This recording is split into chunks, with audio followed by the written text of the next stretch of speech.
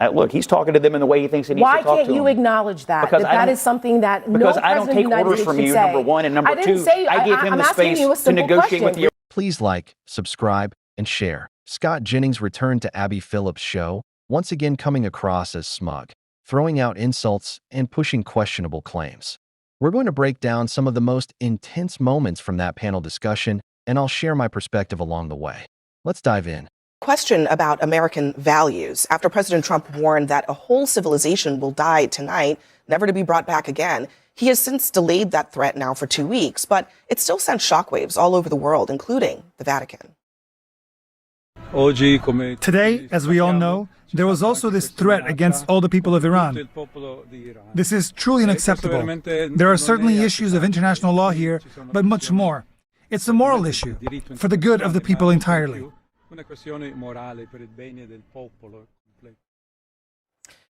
The Pope has been weighing in on this conflict for a while now, but I think you described it as a genocidal threat. Other people have described it that way. I mean, there's this debate always, should you take Trump literally or seriously? But whether you take him literally or seriously, saying that you're going to end a civilization is a serious threat that no American president has ever issued before. And you shouldn't. And honestly, those sorts of things just really are very unhelpful. But I will also say we're not unaccustomed to him doing this. He did it with respect to North Korea. He said similar things with respect to China. He's made bluffs with respect to Canada. He's done it over and over again. And every time that he does this, I find that the media is running around chasing its tail with respect to him. I get he's the president of the United States. He should not be saying any of that sort of thing. And it's wrong. It is absolutely wrong. At the same time, how many times are we going to do this with this guy? I mean, why? I mean, why are we engaging? You can blame the media, but it's also the So the onus is on us to say, oh, well, we'll just ignore him because he's making statements like a mad king. So we just normalize it as, well, that's just Trump being Trump and move on. Is this someone that you would tell your kids that you should look up to this guy and believe what he says, with the president of the United States, or just, well, you can go around and say whatever you want and threaten to, annihilate civilizations and just, it's the media chasing its tail every time he says something like that. In fact, I've said exactly the opposite to my kids. I have said exactly the opposite. I'm glad. Yes, so why is the standard different for the president of the United States? You wouldn't let your kids get away with talking like that. Because it's happened over and over and over again. Yes, and he wasn't. He is the president of the United States. So isn't it the media's job to hold him accountable for it? You have to actually deal with what you have. Right. And what we're dealing right now is with a president that, again, I take the view, and I know it's a minority view, what he has done with respect to Iran has been good for society. It's been good for the world. Hamas has been degraded. Hezbollah has been degraded. The Iranian military, the nuclear, it is an evil nation state. I look at the long game rather than a bunch of talking heads. We're not, like I said, we're doing the service to Mad Kings. Mad Kings haven't said things like that since going back to Genghis Khan. True. This is not even unprecedented in modern times. It was unprecedented even in medieval times to say things like this. And what a president says matters. It's not enough to say, well, that's just Trump, and let's not chase our tails around this. We have politicians at this table. When politicians speak, what they say, the way they say it matters and ought to matter. When I was a child and came home and if I used a profanity, my parents didn't say, that's just Bobby being Bobby and we should go on with that. I got my punishment for that. And the president should not get a free pass. He's an 80-year-old man. He's a grown adult. He cannot be just simply brushed. This kind of behavior, this kind of language cannot simply be brushed away. A civilization, for crying out loud. We're not even allowed to say that about a town or a village. We're not supposed to use language like that. George Bush went to Iraq and he used very different language. The language, I covered that war. And it was not a war I was in support of, but I covered it as a journalist in Baghdad for 5 years. I distinctly remember George Bush saying, we come to Iraq with respect for your civilization, with respect for the faiths that are practiced here. There's a difference. Presidential language goes down in history. Agreed. And that's got to count for something, and we cannot simply brush this away like this. Absolutely. I mean, I don't have any respect for the government, for this regime, but I'll tell you, unhinged and unhelpful is the only way when you read something like that and you say, how does this advance the ball forward? Mm-hmm. And also, there's only so many times you can cry wolf and say things like that are so extreme and crazy where people just blow you off, including other world leaders, and don't take you seriously. And I think the more this, yes, we're desensitized, you're right, and that's not a good thing. And by the way, a little language, I'm from Jersey, so a little's okay. Let's not get too clean. I get how old you are. I mean, Please like, subscribe, and share. Before getting into Scott Jennings' usual MAGA-style mental gymnastics, I've got to call out what Chris Mattel said, because honestly, it's a terrible argument. Think about it. What company in America would tolerate behavior like Donald Trump's? If an employee acted that way, posting what he posts or saying what he says publicly, they'd be fired immediately. Even a CEO wouldn't survive that kind of conduct. The panel compared it to a child, and it fits.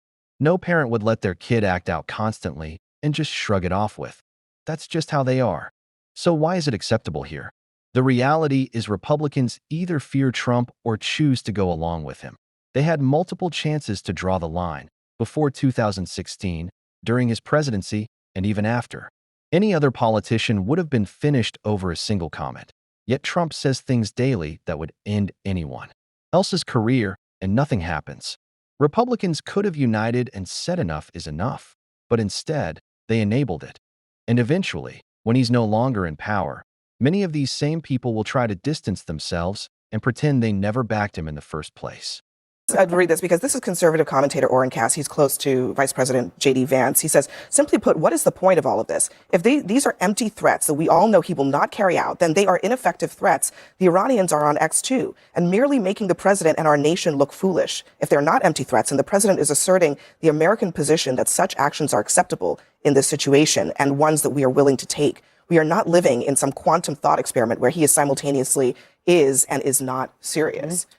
I don't agree that he's made empty threats as it relates to Iran. This is literally an empty threat. I don't think the people that we decapitated at the top of their regime would call them empty threats either. I mean, we've clearly demonstrated the interest in using the U.S. military to take drastic action. All of the shifting deadlines. Right. What do you call the threat this morning to end their civilization, only to accept a 10-point plan that was put on the table yesterday as the basis for negotiations? You haven't seen the 10-point plan, A. All we know is that they said they would reopen the Strait. Beyond that, we don't know anything. Hold on a second. The president retweeted the Iranian foreign minister's statement, which said explicitly that they are using the 10-point plan as a basis of negotiation. I'm not making that up. The president reiterated that on an X post, Scott. But so my point is the threats from Trump and some of the stuff that's to bomb their bridges, to bomb their desalination plants, to bomb them out of their civilization off the face of the earth. How are those not empty threats? Well, it looks like it brought them to the table tonight and got them in a place where they would agree to a ceasefire. I mean, I'll give you a counter argument to all these other positions, which is that is not connected to reality. We have a ceasefire. Tel Aviv is still under attack. The same table that we have tonight is the table that existed yesterday, in large part. And fundamentally, the only thing that has been agreed to is that Iran will continue to control the Strait of Hormuz and will allow ships to go through on their control. That is the only thing that has been agreed to. The Strait is going to be reopened, and we're going to negotiate about the rest. Beyond that, we don't really know much of anything. But I will tell you, yesterday, Iran was saying, we're cutting off, talks. We're not going to continue the talks. The president uses some extreme language, and all of a sudden, voila, tonight, we have a ceasefire for 2 weeks. Why can't we just say, you know what? Maybe we have achieved military objectives. Maybe we have taken down their military and their ability to export terror. Maybe we have decimated their missiles. Maybe we've buried the nuclear material. And maybe we've got 2 weeks to make the world a safer place. Why can't we look at this as a glass half full moment as opposed to, but then why we have to make it negative for Donald Trump. Why can't you just acknowledge that what Donald Trump said this morning was abhorrent and that no president should ever threaten annihilating a civilization? Why can't you just acknowledge that? Look, he's talking to them in the way he thinks he needs to talk to them. Why can't you acknowledge that? That is something that no president I don't take orders from you, number one, and number two, I give him the space to negotiate with the Iranians the best way he knows how. All right, well, let me just ask a final question, Scott, for the record. Do you think it's acceptable for the president to threaten to annihilate a civilization? I think it's acceptable for the commander-in-chief to deal with these people in the best way that he can. Is that a yes or is it a no? Result. Is that a yes or is it a no? So that's is that a yes or a no? I'm not going to second guess him. So it's a yes. He put out a statement. We now have a ceasefire. Okay. Those are the two things that I just wanted to ask for the record. Yes. That's a yes on your part. Yeah. We'll leave it there. Please like, subscribe, and honestly, I wouldn't last long on Abby Phillip's show. If I were Tara Setmayer, I'd probably snap and tell Scott Jennings off. The level of restraint people show on that panel is impressive because even if some of it is performance, Jennings still comes across as incredibly smug. At times, it feels like no matter what happens, he refuses to criticize Donald Trump. Abby Phillip even pinned him down in that moment, basically, forcing a clear answer. That's why I keep making these videos. There's value in breaking this stuff down from a more critical perspective. The frustrating part is that a lot of these right-wing arguments don't add anything meaningful. It's mostly talking points and spin.